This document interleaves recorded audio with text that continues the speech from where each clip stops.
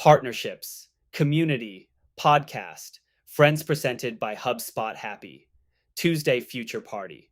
Xbox experienced one of the strangest tech outages in recent memory. Starting Sunday night, players across the country couldn't stream titles from Game Pass, launch the App Store, or use a host of other internet based features. That seems expected, but the outage also prevented people from playing physical discs. That's because Xbox consoles now verify each disc online before playing it. Since the console couldn't do that, it couldn't read the discs. The outage has since been resolved, but it underscores why there needs to be a physical option that's completely divorced from the internet, instead of, getting rid of discs entirely. Daily Top Trends YouTube, Neuromancer X, Twitter, The Invite Google, Furious Reddit, Sean Astin Letterboxd, Project Hail Mary Spotify, Fireflies. Directors are the new movie stars. In the past couple of years, it has become clear that filmmakers are now the biggest box office draw. The big picture: what goes around comes around. During the new Hollywood era of the 1970s, filmmakers like Steven Spielberg, Martin Scorsese, and Francis Ford Coppola were the biggest names in movies. By the 80s, 90s, and Owens, everything revolved around actors. Over the past 15 years, IP reigned supreme. But as a new generation has become the most active movie-going audience, its stamp of approval has shifted back to the person behind the camera. Behind the scenes, Marvel and DC titles have become less dependable at the box office, and even the biggest movie stars have had mixed success attracting audiences. But top directors have become consistent hitmakers, per Insider. Christopher Nolan hasn't had a movie gross less than $550 million barring the COVID release of Tenet. The marketing for his latest movie, The Odyssey, was heavily focused on him, and it has already made more than $640 million worldwide. Greta Gerwig's first two movies were surprise moneymakers, but it was her highly original take on Barbie that sent her into the stratosphere. Her next movie, a Narnia adaptation, will be the first Netflix film to receive a wide theatrical release. Ryan Coogler's Black Panther movies and Creed were bona fide blockbusters, but so was his return to original filmmaking with Sinners, which found success in part thanks to one savvy piece of marketing: his video explaining why audiences should see it in IMAX. Jordan Peele has become synonymous with horror, thanks to the outsized and consistent success of Get Out, Us, and Nope. Final credits. The list of fresh names that have catapulted to that rarefied auteur status after just one or two movies is already growing, including The Daniels, Everything Everywhere All at Once, Zach Cregger, Weapons, Curry Barker, Obsession, and Kane Parsons, Backrooms.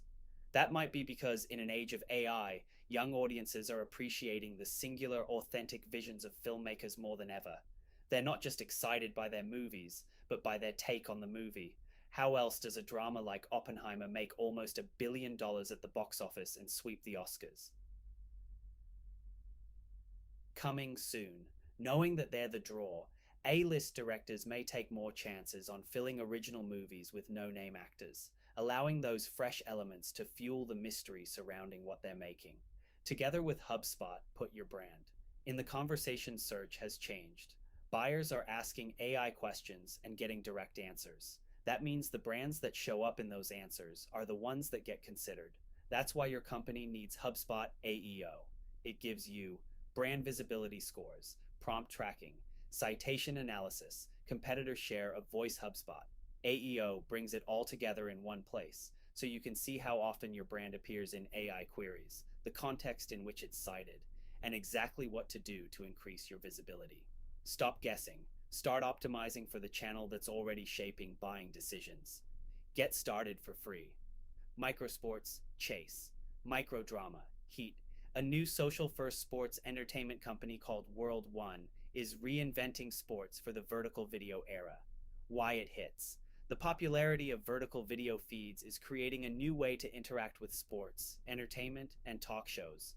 Just as microdramas are reinventing soap operas for younger audiences, World One wants to make the highlight the sport. The big question is whether people will get hooked on the drama, competition, and personalities of a sporting event that lasts no longer than a typical TikTok. Behind the competitions, World One CEO Brett Morris describes the company's microsports as entirely original sports where world titles are won or lost in 30 seconds. World One is hosting competitions built around simple feats of speed and strength, such as a 10-yard sprint and bench press. The events will be held in a movable arena that is a purpose-built, entertainment-first modular stage that can drop into any large-scale indoor venue in any major city worldwide. The first event will be announced in the coming weeks and feature a mix of current Olympic athletes and emerging phenoms worldwide. The company plans to make money the old-fashioned social media way: ad dollars, sponsorships, and media licensing. Last lap, Morris told THR that we're building a new sports industry for the phone, not by adapting legacy sports, but by creating entirely new ones engineered for the feed. The hope is that World One's events have built-in virality thanks to their super-fast, high-drama format. People are already buying that pitch. World One has assembled a strong roster of investors, including Mark Cuban, private equity veteran Dan McClory, and Abu Dhabi holding company Palm Sports. It also has the backing of 10 Olympic medalists in its founders pool, including swimmer Janet Evans, track and field champion Jackie Joyner-Kersee, and weightlifter CJ Cummings. Prediction: it's only a matter of time before a brand turns a whole competition into its next ad spot. Together with Lindy, who is this person again?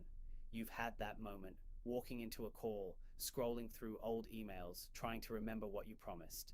Lindy texts you a brief 15 minutes before.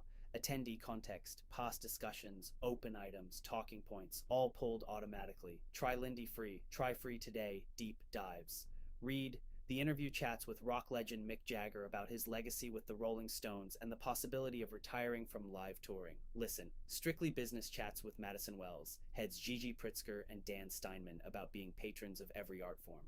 Watch. Vox breaks down why F1 drivers don't die behind the wheel. 8% of you voted no in yesterday's poll. Do you currently have a Paramount Plus subscription? And I never will due to the ownership. Canceled after they canceled Colbert and got rid of their news department. Yes, I was angry enough to cut off timely access to new Star Trek. It's the one that has the least amount of IP that I'm interested in. I do have HBO Max and will consider subscribing when, if, they merge. Paramount Plus is one app I would not go without. It has more content that my family is interested in. Netflix is too boring, Apple TV is too weird, and Hulu and Peacock are too punishing with commercials. Through my Walmart Plus subscription. Let's keep the conversation going. Join Poll of the Day so your opinions can shine. Discover how your views line up with your peers. Check out cool insights and have some fun. It's data with personality. Quick hits entertainment. Media Toy Story 5 is the first movie this year to cross $1 billion at the box office. Peacock will now be available for free for YouTube Premium subscribers. Luminate found that 47% fewer TV shows are being made than there were 4 years ago. Technology Apple is once again the world's most valuable company, with a valuation of nearly $5 trillion. AI labs are going on a hiring spree for philosophers. Amazon is seeking FCC approval to launch a mobile satellite service. Fashion e-commerce Shane's Hong Kong IPO revealed that its U.S. revenue slipped 14% after the government closed the de minimis shipping loophole. Waymo is trying to put the brakes on its partnership with Uber. Nike and Hyperis have teamed up on a pair of slides that help your feet recover while you walk. Partnerships, community, podcast, friends. Today's email was written by David Vendrell, edited by Nick Comney, polled and copy edited by Kate Cuniff, published by Darlene Salazar.